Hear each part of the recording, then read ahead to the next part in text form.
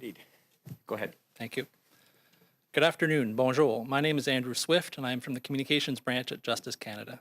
Thank you for joining today's news conference following the introduction of Bill C-22, an act to amend the Criminal Code and the Controlled Drugs and Substances Act, this morning in the House of Commons.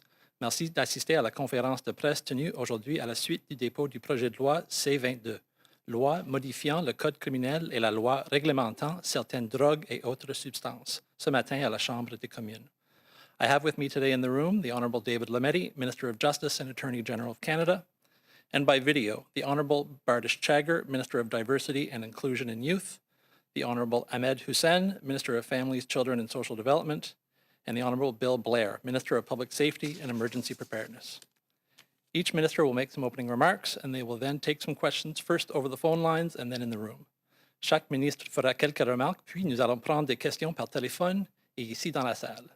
S'il vous plaît, posez vos questions dans la langue officielle de votre choix. Feel free to ask your questions in either official language.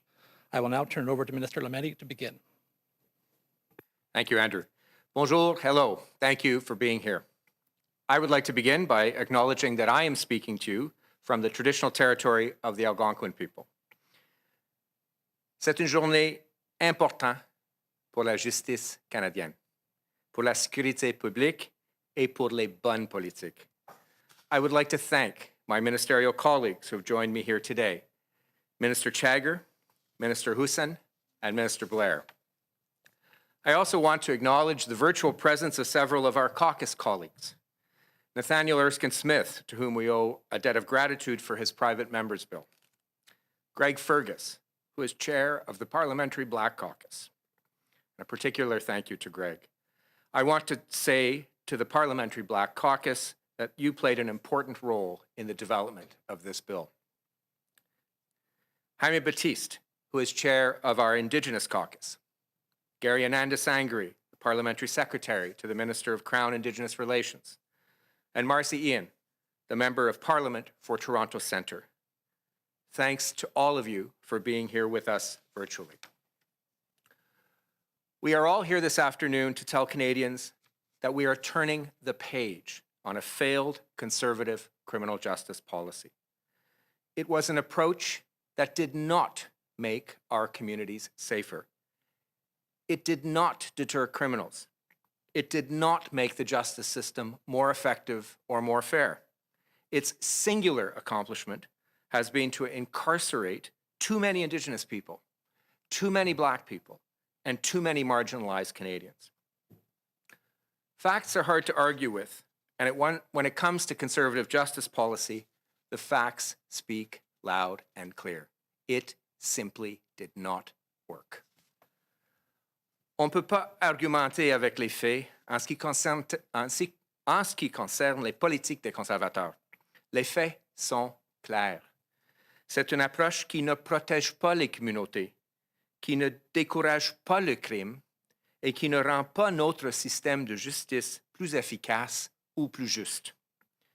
C'est une approche qui a seulement réussi à faire enfermer trop de personnes autochtones et de Canadiens noirs et marginalisés. C'est une approche qui ne fonctionne pas. The best evidence is in our prison populations. Indigenous adults represent 5% of the general population, yet account for 30% of federally incarcerated inmates. And that's double what it was 20 years ago. Black inmates represent 7.2% of the federal offender population, but only 3% of the population. This is shameful. The reason the numbers are so high is due in good part to current sentencing laws, which focus on punishment through imprisonment. At the center of this approach is the mandatory minimum penalty. This rigid, one-size-all approach makes it impossible for judges to take into account mitigating factors in order to impose a sentence that fits the crime. And I'm not talking about hardened criminals here. I'm talking about low-risk, first-time, nonviolent offenders. I'm talking about single moms. I'm talking about people with problematic addictions or other health problems. Think about your own kids. Maybe they got into trouble with the law at some point. I bet you would want them, the first time around, to get the benefit of the doubt, or a second chance if they messed up. Well, it's a lot harder to get a second chance the way things are now, particularly if you happen to be a young person who is Black or who is Indigenous. Our criminal law is full of our criminal law and our jails, I must add, are full of examples of what happens with mandatory minimums. Here's one. A young man with a promising career and no criminal record, living in an isolated northern community, is out drinking with his friends. That night, he makes a bad decision that changes his life. On a dare, he fires a hunting rifle into the direction of an empty building. No one gets hurt. But neighbors notice and call the police. He's charged and convicted with discharging a firearm while being reckless. Because of the MMP, he receives 4 years in prison. This young man loses an apprenticeship that he has, a relationship that he has with someone is destroyed, and once out of prison, his opportunities are so limited that he ends up moving in with the people that he met in prison. 4 years in jail was finishing school for this young man who had so much to offer. My friends, this must stop. Canadians get it. Last summer, thousands were in the streets to protest a justice system that they felt was unfair and racist. They are troubled by the disproportionate impact of this system on Indigenous people and on Black and marginalized Canadians. They see mental illness, addiction, and poverty being criminalized. Les démocraties de partout au monde réalisent que c'est une approche qui ne fonctionne pas. Même les conservateurs les plus conservateurs des États-Unis réalisent que c'est un échec qui encourage le cercle vicieux de violence et de crime qui rend nos communautés moins sécuritaires. C'est dans ce contexte que je présente aujourd'hui des mesures amendant le Code criminel et la loi réglementant certaines drogues et autres substances. Le projet de loi C-22 est une étape importante vers un système de justice plus juste et plus efficace. Il démontre l'engagement de notre gouvernement envers un Canada plus sécuritaire, plus équitable et plus inclusif. Nous proposons plusieurs mesures pour réformer la manière dont nous déterminons les sentences. First, we propose to repeal minimum mandatory penalties of imprisonment for all drug offenses and certain firearm offenses. These penalties have been shown to contribute to the over-incarceration of Indigenous people, of Black people, and of marginalized Canadians. By repealing these MMPs, we will restore a judge's ability to impose an appropriate sentence that responds to the facts of the case before them. This moves away from the one-size-fits-all approach imposed by MMPs. Je veux être clair. Nous conservons les peines minimales obligatoires pour les crimes comme les meurtres, les agressions sexuelles, dont celles sur les enfants, la conduite à faculté affaiblie et les offenses relatives aux armes à feu, dont celles liées au crime organisé. Je veux aussi répéter que nous n'enlevons pas aux juges la possibilité d'imposer une sentence sévère. Les crimes graves continueront d'entraîner des sanctions graves. We are simply restoring the judge's ability to impose the sentence that fits the crime. The second, equally important component of the bill is to restore access to conditional sentence orders, or CSOs, by removing the arbitrary restrictions imposed by previous conservative governments. A CSO is a sentence of incarceration of less than 2 years that may be served in the community under strict conditions if a judge is satisfied that doing so would pose no risk to public safety. Bill C-22 would allow CSOs, in cases where a judge determines that the appropriate sentence would be less than 2 years and the offender does not pose a threat to public safety. Judges would have the option to order that the term be served in the community under strict conditions, including house arrest and curfew. C'est une mesure qui favorise la réhabilitation et la réinsertion et n'arrache pas les contrevenants à leur communauté. Même soumis à des conditions strictes, ils peuvent conserver leur emploi. Ils peuvent continuer à s'occuper de leur famille ou leurs enfants ou suivre un traitement contre la toxicomanie. Ces deux pratiques conservatrices, les peines minimales et les restrictions sur les ordonnances avec sursis, empêchent les tribunaux d'envisager d'autres approches plus efficaces, des solutions de rechange à l'emprisonnement comme la justice réparatrice, en plus de réduire l'impact des mesures du rapport Gladue. Il fallait faire des changements. Nous faisons ces changements. Le projet de loi C-22 est aussi le signe que notre gouvernement s'attaque à la crise des opioïdes et à ceux touchés par cette tragédie. Les policiers et les procureurs devront envisager d'autres avenues pour les infractions de possession simple de drogue, comme les programmes de traitement de la toxicomanie, plutôt que de porter des accusations criminelles. Ceux qui souffrent de dépendance pourront donc obtenir le traitement dont ils ont besoin et échapper au cercle vicieux du crime. Nous donnons les outils nécessaires à tout le système, y compris les policiers et les procureurs, de traiter la dépendance comme un problème de santé au lieu d'un crime. C'est l'approche que les experts de santé publique et les experts juridiques recommandent parce que c'est ce qui fonctionne.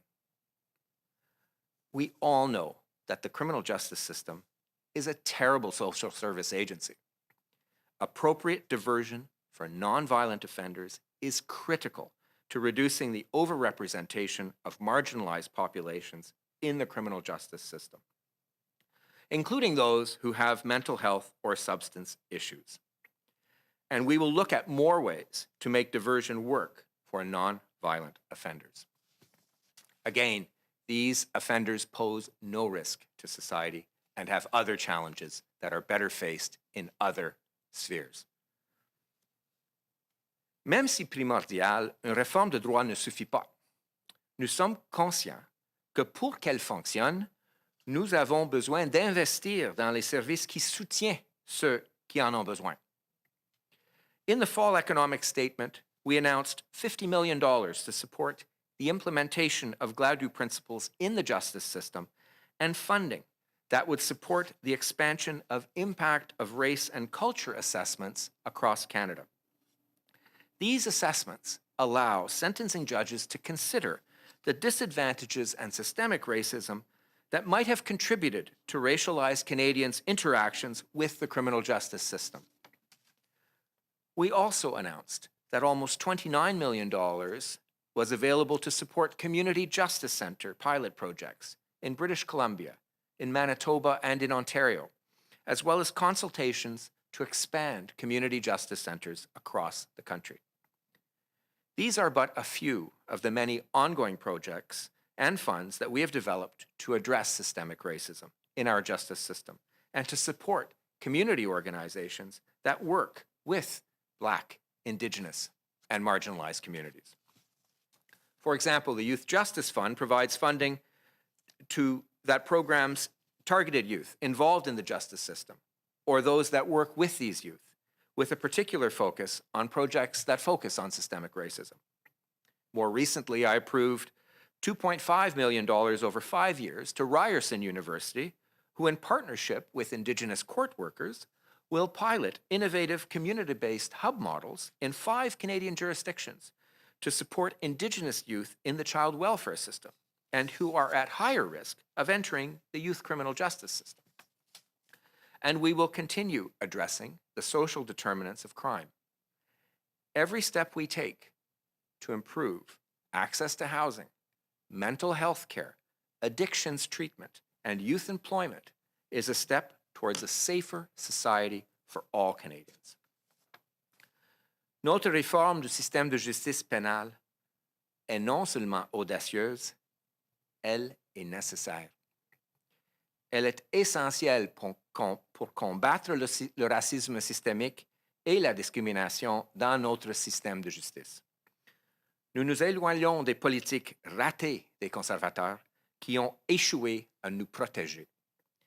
Parallèlement aux efforts dans l'ensemble de notre gouvernement, le projet de loi C-22 est un grand pas en avant. I would now like to invite my colleague, Minister Chagger, to make a few comments. Thank you. Merci. Thank you, Minister Lametti. What tremendous words, and what a day that's been really long overdue. So hello, everyone. Bonjour à tous. I would like to begin by acknowledging that I'm joining you from Waterloo, Ontario, on the traditional territory of the Anishinaabe, Haudenosaunee, and Neutral people. À titre de la ministre de la Diversité et de l'Inclusion de la Jeunesse, mon rôle consiste à travailler avec des collègues de l'ensemble du gouvernement pour appuyer nos efforts visant à faire en sorte que chaque personne ait des possibilités équitables de réussir et de participer pleinement à tous les aspects de la société. Over the last few months, we have all been reminded that Canada is not immune to the realities of racism, inequity, and racial injustice. It never was. It is a part of our history, and it is something that we must continue to confront together. While we know that the time to act to address these long-standing issues is long overdue, our government is fully committed to combating all forms of systemic racism and to do so in a way that is informed by lived experiences. In fact, it is within my mandate letter to support both the Minister of Justice and the Minister of Public Safety to introduce legislation that takes action to address systemic rate inequity. This is why today I am pleased to join Minister Lametti and Minister Blair to introduce reforms, ones that will take meaningful steps towards reducing the overrepresentation of Black and Indigenous peoples in our criminal justice system. These reforms will also keep communities safe. These reforms have been informed by legal experts, numerous groups, and were also advocated for by the All-Party Parliamentary Black Caucus. The justice system is supposed to treat everyone equally, yet the numbers are shameful, and you've heard some of them. And I encourage all Canadians to read through some of the data presented today to really understand just how grossly overrepresented Black, Indigenous, and racialized individuals are within the criminal justice system, and the impacts that these laws have had on so many lives and so many communities. The criminal justice system needs to work for all Canadians to keep us safe, and our government is committed to get to a place where it does just that. Prime Minister Justin Trudeau has tasked all ministers with this responsibility. I have also been working with the Honorable Ahmed Hussen, Minister of Families, Children and Social Development, in his efforts to advance strategic investments in programs that celebrate, share knowledge of, and build capacity in our vibrant Black Canadian communities by empowering and enabling these very communities. As we build back an even better, stronger, and consciously more inclusive Canada, our government will continue to take action to create a justice system that is fair, effective, and keeps all Canadians safe. And I really want to thank you for the work that we've all done together. And I want to thank all Canadians who have stepped up and continue to engage with our government. We will act to ensure that we have a consciously more inclusive Canada. And with that, I would like to turn the screen over to our dear colleague and friend, the Honorable Ahmed Hussen. Thank you so much, Minister Chagger, and it is fantastic to be here with colleagues. Bonjour à tous. I join you from the traditional territory of the Mississaugas of the Credit, This is indeed a very, very important and much needed reset of our criminal justice system that will help us to move forward from the failed conservative policies of the past that have not worked. And the measures that we are introducing today will keep our communities safe and address systemic racism and discrimination. We simply cannot accept the fact that Black, Indigenous, and other racialized Canadians are massively overrepresented in our prisons and in the broader Canadian criminal justice system. We have to do better. And Canadians last summer came out in the thousands across the country demanding change, demanding us to address this clear injustice. Notre gouvernement reconnaît le problème réel du racisme systémique dans notre pays et dans le monde entier. As a former criminal defense lawyer, I saw firsthand the disproportionate impacts of the conservative failed criminal justice policies has had on not only Black, Indigenous, and racialized Canadians, adults, but also Black, Indigenous, and racialized young offenders. Visiting the Roy McMurdy Center as a criminal defense lawyer, I remember noticing the disproportionate representation of BIPOC communities in that center and wondering how we got to that place. Well, we got there because we followed policies that have not made communities safer. Mandatory minimum penalties have not worked. They have only led to the over incarceration of Black, Indigenous, and racialized Canadians in our prisons and in our larger criminal justice system. Artificial restrictions on conditional sentence orders have not worked.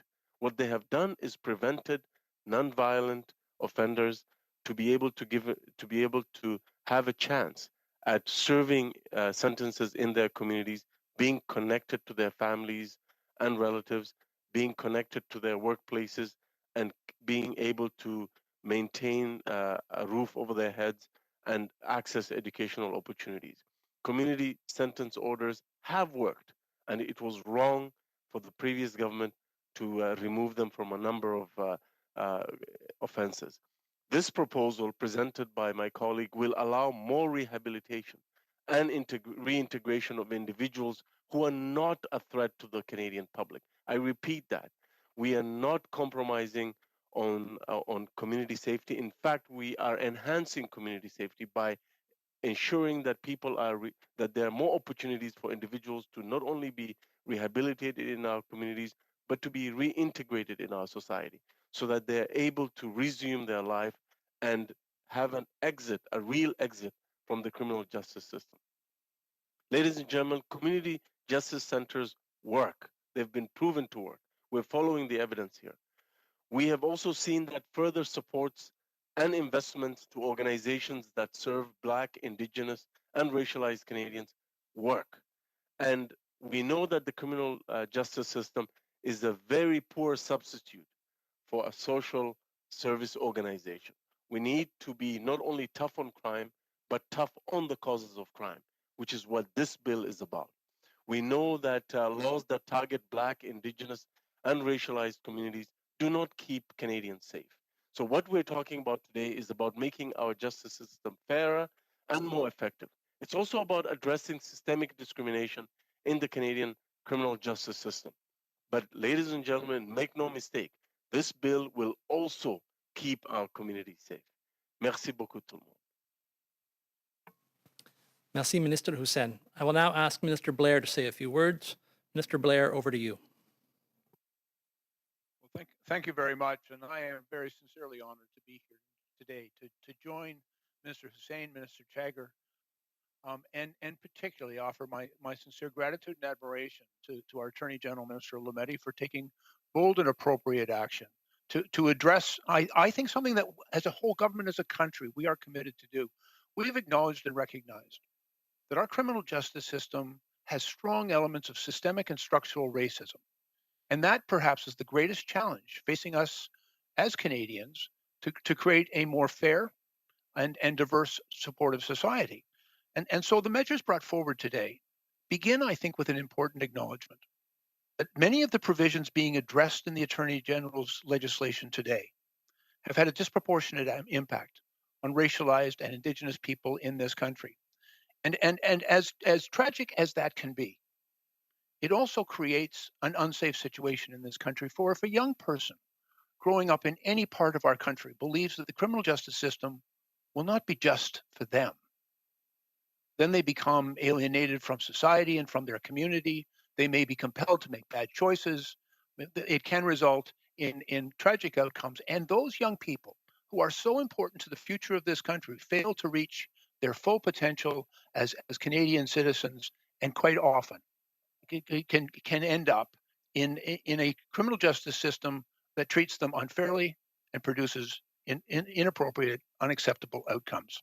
We've seen the impact that mandatory minimum sentences for many offenses has had on the disproportional injustice for racialized and Indigenous people.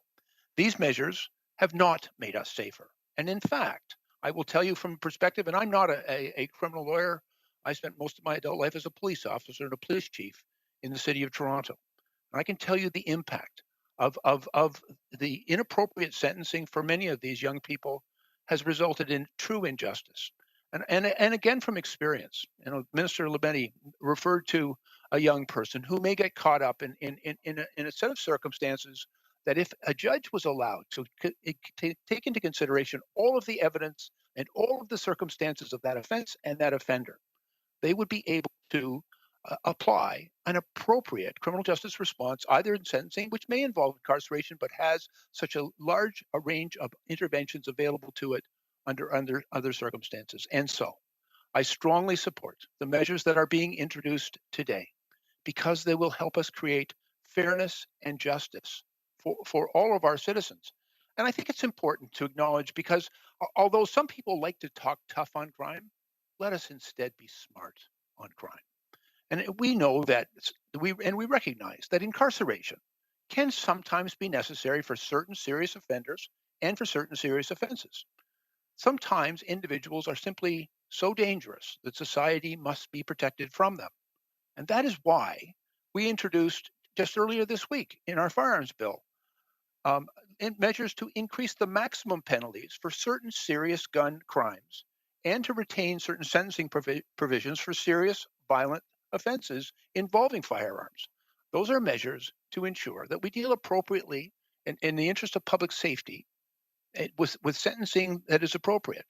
But those sentencing provisions should always be balanced with the need to make a difference in so many of those young offenders. And I'll tell you again from experience, for many young offenders who, for their first offense, who may have got caught up and made some bad decisions, not necessarily with the intent to hurt anyone or to commit a violent crime, but maybe in possession of drugs or in possession of a firearm. And when we send those young people to jail for a disproportionate and inappropriate period of incarceration, they don't come back better citizens. They come back alienated from their community and often in a far worse position and represent a greater risk to our society. We have retained penalties, as I mentioned, for serious offenses such as murder, sexual offenses against children, and for very serious gun crimes. But we are restoring respect to our judicial system and to our judges who exercise discretion, and will be guided here by the rule of law, by proportionality, by evidence of both the offense and the offender, so that the appropriate sentence can be applied rather than one arbitrarily required by legislation intended only to sound tough and not to be effective in keeping us safe. Also want to speak briefly in response to the value of conditional sentences. I have learned from experience that many young people given an opportunity to be reintegrated into society for offenders who perhaps for the first time are offending, there are opportunities for them to be referred back to community. My colleague and friend, Minister Hussen, talked about justice centers, off-ramps, restorative measures, things that we can do to give young people an opportunity to rehabilitate, to reconnect with communities, and to get a fresh start. All of those things make us safer. It's the right approach. It's just, and it's also smart in dealing with some of the criminality that takes place in our society. And finally, I also want to speak to another, I think, a very important measure of this bill. We have seen a terrible tragedy unfolding in this country with the opioid crisis. We have seen on average over 4,000 Canadians lose their life each year. And the social pressures of the pandemic have contributed very negatively to those numbers and the incidents, and it happens in every part of the country, in every community and across every social and economic strata. And the response to deal with those tragic incidents as acts of criminality has reduced and eliminated our ability to deal with them effectively. We have heard from the leadership of the police services across this country. We've heard from health professionals. We've heard from our colleagues that a health intervention is the right intervention for those individuals. It will save lives. And so I want to say I very strongly support the measures being proposed today to deal with the possession of drugs, not as an act of criminality, but a health measure that requires an appropriate diversion into an appropriate health response. And so I believe all of the measures that are contained in this bill are the right thing to do, not just simply from a matter of justice, but a matter of public safety. These measures will save lives. These measures will make us a better and more just community.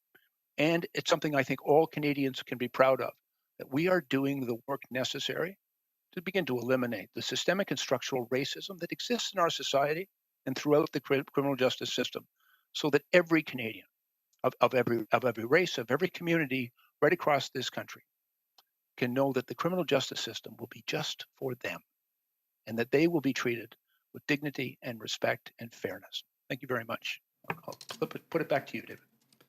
Thank you very much, ministers. I will now ask the operator to begin the question and answer session. We'll take the first 3 calls from the phone, and then we'll go to the room. Operator, over to you. Thank you. Merci. Please press star 1 at this time if you have a question. S'il vous plaît, appuyez sur étoile 1 maintenant pour poser une question. The first question is from, la première question est de Lina Dib de la presse canadienne. Please go ahead, à vous la parole.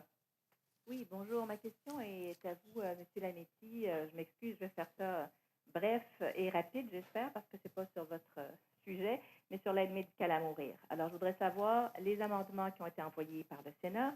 Est-ce que vous en acceptez tous, en partie, ou vous les rejetez tout de suite? Et comment est-ce que vous allez faire pour avoir tout fini avant le 26 février?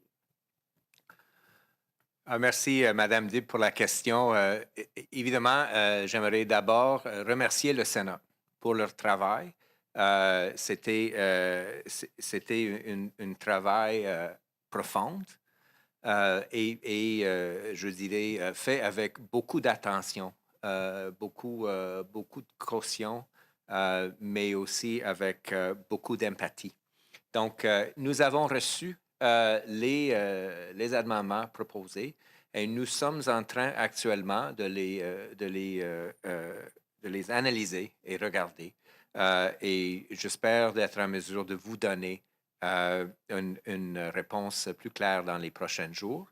Évidemment, il y a plusieurs dans la discussion, donc les leaders dans la Chambre, ainsi que notre cabinet et les membres du caucus. Donc, pour l'instant, on est dans l'étape où on va évaluer les amendements.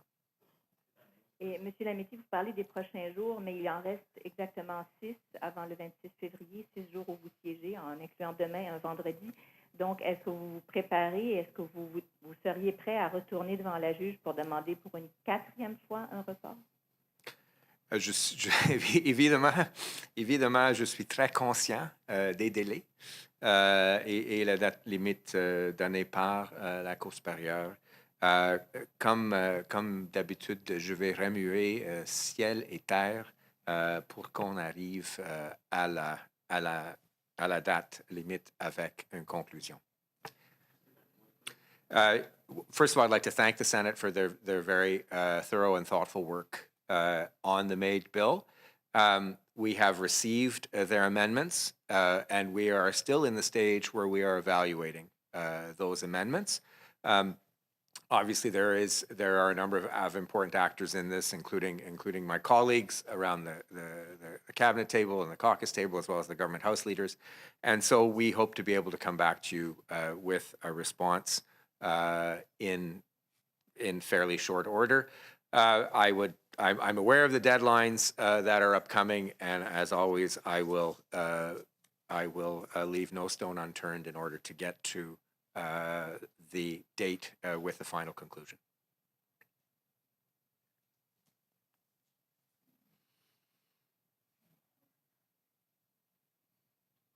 Operator, next question.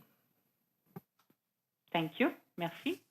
The next question is from, la prochaine question est de Jacques Galland de Toronto Star. Please go ahead. À vous la parole. Hi, Minister Lametti. My first question is about the drug possession offenses. Why not just repeal simple possession offenses entirely instead of coming up with this diversion guidance framework? Well, I think that what I'm focusing on today is the sentencing element within the criminal justice system. That includes, as you've heard, minimum mandatory penalties and conditional sentence orders, and it includes diversion where possible from the criminal justice system, but in particular drug diversion courts as well. That's my focus for today. Obviously, I will continue to work with my colleagues around the cabinet table to look at other approaches following the best evidence as we move forward. Thanks. And my other question then is, earlier you had said that the government would look at more ways to make diversion work. And I wanted to ask you then about diversion because it's been the experience that I've heard from criminal defense lawyers in Ontario that at the moment, because diversion is at the discretion of the police and Crown attorneys, it's just not happening all that often in very minor offenses like minor bail breaches. So I don't think there's a whole lot of confidence either that diversion will happen now in these drug possession cases because it's still at the discretion of police and the Crown. Is there anything further that the government could do to perhaps make diversion even mandatory in certain offenses? Well, the first thing we have to do, and we began to do it in the fall economic statement, was actually begin to invest in people and programs at the community level, in community justice centers, and other restorative justice programs and that sort of thing, in order to give police officers and prosecutors an option, a real option.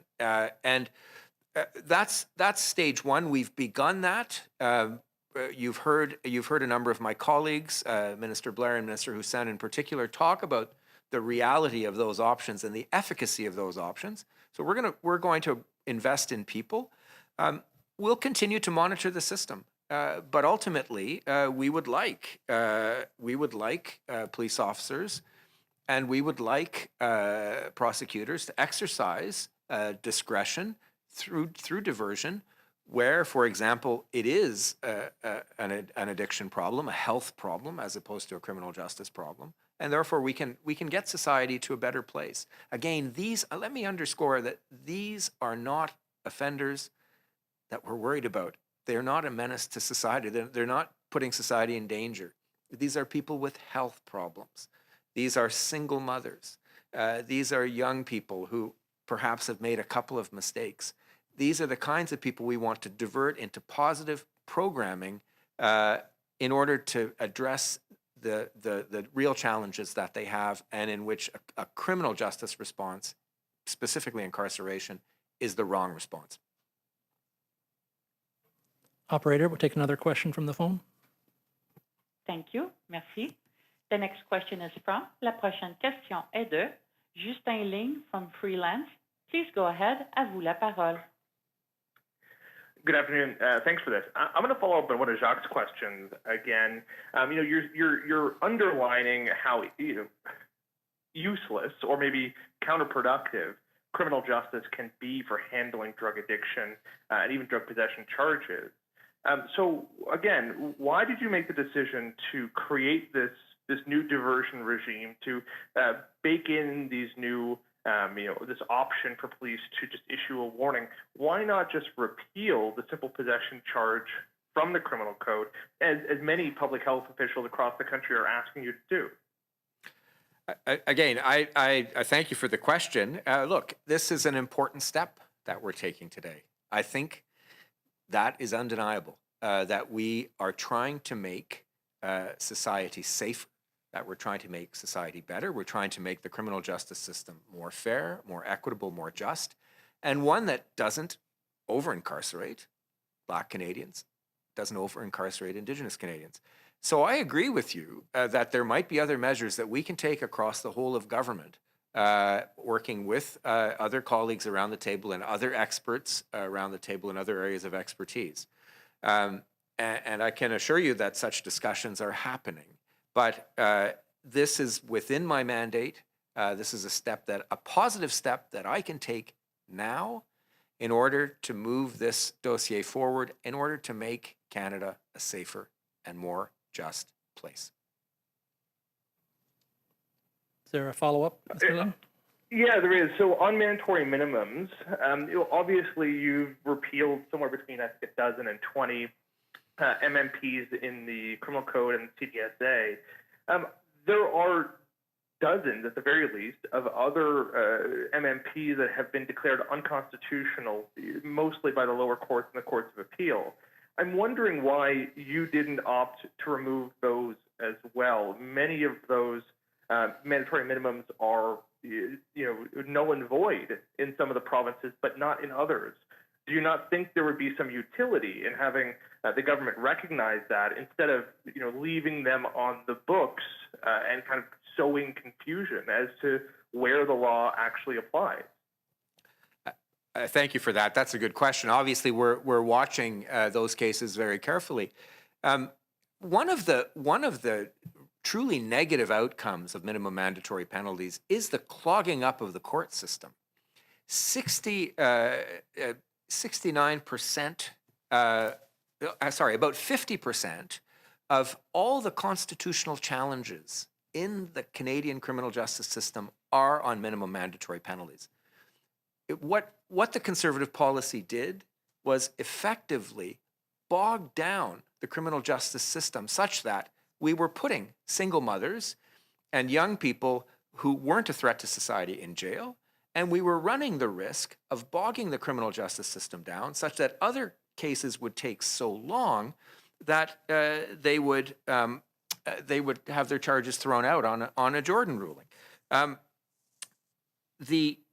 Between 1996 and 2018, it takes over 200% more time for a firearm offense to proceed through the system, and 60% more time for a drug offense to proceed through the system. Of those challenges, charter challenges, 70% of them were drug. Of the MMP challenges, 70% were to drug MMPs, 70% were successful, and 50% of the firearms are successful. So we're obviously watching that. One of the Supreme Court of Canada case that struck down an MMP is in fact one of the MMPs that we have taken out today. The other ones, we've caught a large number of the drug-related MMPs in what we're doing today, and we're certainly watching the other firearms cases much more carefully.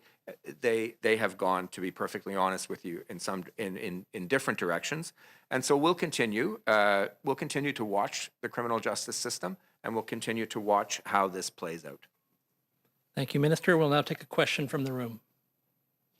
Minister Lametti, Mike Lucator with Global National. So you kept talking about trying to point all these people to these rehabilitation programs, and the funding that you had already announced previously was for these programs earlier. So I want to know, now that you're going to be funneling or trying to funnel so many of these cases towards these rehabilitation programs, what are you going to be doing to fund those rehabilitation programs, which are already very much underfunded, and trying to deal with the weight of the programs that they're already trying to deliver now? Thank you. That's an excellent question. This is part of a whole of government approach. And in fact, those announcements in the fall economic statement were made in light of this announcement, Minister Blair's announcement earlier this week with respect to gangs and firearms. So this is part of a larger plan. We are going to invest in these kinds of programs. The programs that will work are the programs that are built from the ground up, the program that are tailored to the needs of particular communities. It is the Black community or Black community centers in Toronto. It is Indigenous nations across Canada looking at their own particular needs. We will evaluate with them, work with them to develop this kind of programming, and we will do our best to fund it. But I agree with you with the premise that we certainly need to fund these programs more adequately, and that was certainly part of the move that we made in the fall economic statement. Just as a follow-up, I know Minister Blair addressed the systemic racism in the justice system, and I wanted to know how you address that. You've now opened the door for judges to impose a lesser sentence, but what do you do to try and educate these judges that that is the better option? Because they may be stuck in these old habits where they see a defendant in front of them and they see an old crime and the old sentence, and their reflex might be that. How do you now try and change the system, which, as I said, Minister Blair admits there are issues with, to make sure that judges are opting for these different sentences? Well, let me say first of all that amongst the criminal defense bar, and then a number of those people go on to be judges, and you hear the rumblings in the bar and you read between the lines of their judgments. They already, I think, are on this page, that they would like to have that discretion back, to not impose a minimum mandatory penalty, to use a conditional sentence order, because they see what's in front of them. You often read it in the lines of their decision saying, my hands are tied, I can't do anything but give the minimum mandatory in this case, almost leaving it open, quite frankly, for an appeal. So I think in large measure, a number of judges are already there. And certainly members of the legal community are already there. They've seen this not work. I mean, that's how it has not worked. It over-incarcerates, it incarcerates the wrong people. We also have committed as a government to better training our judges, to working with the National Judicial Institute, which does outstanding judicial training across Canada. We have a bill in front of Parliament right now that would train judges not only in sexual assault, but also other social contracts training. And so we could envisage other forms of training through the National Judicial Institute, and I'm sure they will take that on with, frankly, a great deal of enthusiasm, given their past record in these areas. Take another question from the room. Good afternoon, Olivia Stefanovich, CBC News. Minister Lametti, can you walk us through how police and prosecutors, how you would like to see them refer people to treatment? Is this an option that you would like to see presented upon arrest? And when exactly would somebody who's charged with simple possession be sent to jail? I think I would respond with a more high-level and principled answer, which is we would like to see diversion as a possibility at any point in the system. So have an off-ramp at multiple points in the system. So it might be first contact with a police officer, where the police officer, in better understanding the person in front of them, says, I think the best place to go is not the police station.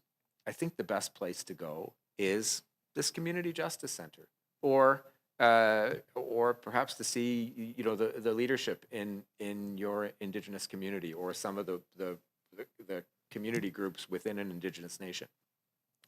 I think it might be the prosecutor who then, in looking at a file, says, and in working with both the police on the dossier and having had contact with the accused, says, I think this person is better in some other sort of programming, or immediately diverts it to a drug treatment court or a drug treatment program. So anywhere in the system, I think, is the general answer, and we have some things in place, but we will continue to work throughout. Let me just add one thing. If you're a Black person in Canada, if you're an Indigenous person in Canada, you're statistically more likely to be stopped by a police officer. If you're statistically more likely to be stopped by a police officer, if you're a Black person or an Indigenous person, it is statistically more likely that stop will end up with a visit to the police station. If you go to the police station, it is statistically more likely that you will end up with charges being laid against you if you're a Black or Indigenous person. And if you're a Black or Indigenous person, it is statistically more likely that you will be charged with something that carries a minimum mandatory penalty. So if you can have diversion in any one of those points, and ideally we will, have them at all of those points with appropriate programming, and now we've begun with the legal framework, we'll be able to get to a better place in terms of overrepresentation in the criminal justice system. You mentioned funding that your government is committing to for treatment centers. How do you respond to concerns from addictions counselors who say this funding just isn't enough, and without the resources in place right now, that this is all just an empty promise? We have to work with experts in the field. We have to work with the provinces because this is an area of provincial jurisdiction, both with respect to the administration of justice in the provinces, as well as the healthcare system. And so we engage to do that. Timeline of when we're going to see these treatment centers? There are already some treatment centers in place, but you're correct to say that we need to do more. Take another question from the room, and then we'll go to the phones. Chris Reynolds, Canadian Press. All of these changes are going to require extensive cooperation and funding with the provinces. I'm wondering to what extent you have been in consultation at length with all 13 provinces and territories on these changes. Well, with respect to minimum mandatory penalties, this is something that experts have been calling for years. This is something that will actually, as I mentioned before, one of the many negative impacts of minimum mandatory penalties has been the bogging down of the criminal justice system. This should actually, as did Bill C-75 in the last government, this should actually help to reduce the load and the delays within those justice systems. But we will continue to work with provinces as we move forward to implementing. I know that I've had discussions with at least one province on drug diversion courts, and we will continue to work with all of them as we move forward. Just simply, do you support ongoing criminalization of simple possession of drugs? Look, I'm a member of the government. So I can't give you my opinion as an individual or even as an individual MP. What we're committed to is getting appropriate solutions to looking at problems and treating them in the best fashion possible. You've heard from me today, you've heard from Minister Blair today, and you've heard from other of our colleagues around the cabinet table who are investigating the possibility. You know that Minister Haidu has written a letter to the province of British Columbia with a willingness to investigate the best responses, healthcare responses, in this particular case to the opioid crisis. So I think you can discern from that these kinds of conversations are happening, but it shouldn't be a surprise to anyone. You've heard me say today that we would like to see a healthcare response to problematic addiction. I think that is indicative that we are looking at evidence, and we're going to try to move forward in the most efficient, productive, and compassionate way possible. Operator, we have time for one final question. Thank you. Merci. The next question is from, la prochaine question est de Micheline Laflamme de Radio-Canada. Please go ahead. À vous la parole. Bonjour, Monsieur Lametti. Je vais devoir vous demander en français, là, pourquoi vous n'avez pas décidé d'éliminer, d'aller plus loin et de décriminaliser toutes les possessions saines de drogue, comme plusieurs vous le demandent, incluant la Colombie-Britannique? Pour l'instant, ce que j'avais dit en anglais, dans le projet de loi, on a visé les peines, on a visé le processus des sentences, ainsi que la programmation autour de tout ça. Oui, il y a d'autres questions à poser, il y a d'autres réponses à poser dans le domaine santé et même dans le domaine juridique. Et ce sont des conversations qui continuent. Évidemment, on regarde l'opinion des experts.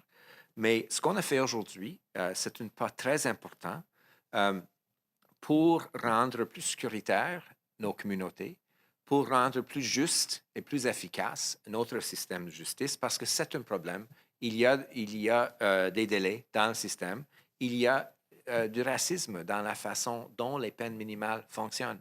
Et donc, il faut corriger cet aspect. Et oui, il faut évidemment aussi considérer d'autres options. Mais pour l'instant, je vise la question des sentences. Alors, quels seraient les indicateurs que vous allez surveiller particulièrement pour déterminer que l'approche que vous proposez aujourd'hui fonctionne? Évidemment, on va regarder les chiffres. Je vous ai donné des chiffres de la sous-représentation des Autochtones et des peuples noirs et racialisés dans le système, dans l'incarcération. On va continuer à ramasser les données justement pour avoir une idée et de voir si notre programme fonctionne. Je peux vous dire que l'ancien programme n'a pas fonctionné. La politique des conservateurs n'a pas fonctionné, pas en tout. Et donc, il faut tourner la page, il faut aller à quelque chose d'autre qui est plus efficace, plus équilibré, plus juste et espérons, beaucoup plus fonctionnel.